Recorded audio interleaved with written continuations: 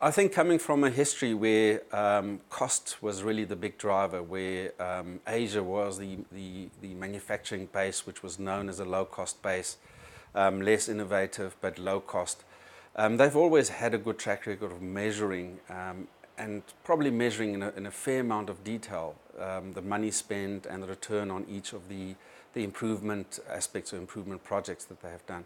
And I think that is actually, for a period of time, has done them a disservice in that they have not understood how to focus on those aspects of continuous improvement, which take a longer time to be seen in financial terms. I think the leaders in the organizations, or the leading organizations right now, are realizing that, and they are measuring over a longer period, over a period of 2 to 3 years, before they really expect return on investments. So I'm going to lean to AMR's researchers, top 25 that they've been doing over the last 5 years, and in fact I was part of that assessment process.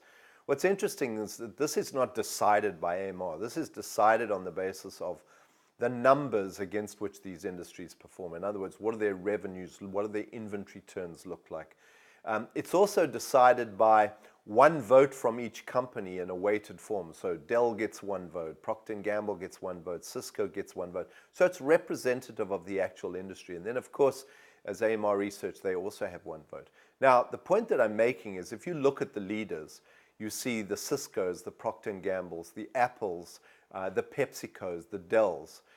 They're all companies that are leaders in the space. And in every one of those, as I previously said, the leaders are driving supply chain transformation. They are the icons in the organization driving this.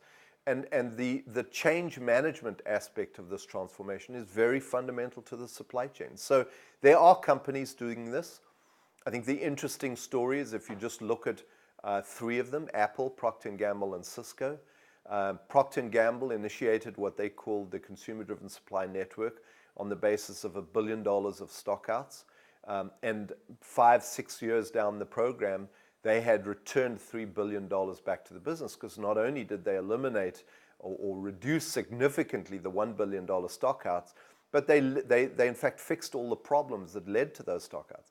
If you look at Cisco, Cisco's story is legendary. When the economic crisis happened and we had a crash in the consumer demand marketplace a number of years back, Cisco were literally caught with a lot of their inventory, their switches and routers sitting out there in the sales domain, and as a result had to write off a lot of those goods. So for Cisco, the end-to-end supply chain has meant really carefully managing risk and using this demand visibility to manage and to provide visibility to the contract manufacturers and suppliers that are supplying them, so that if there is a sudden change in demand, what happens is you don't end up by writing off a whole lot of finished goods.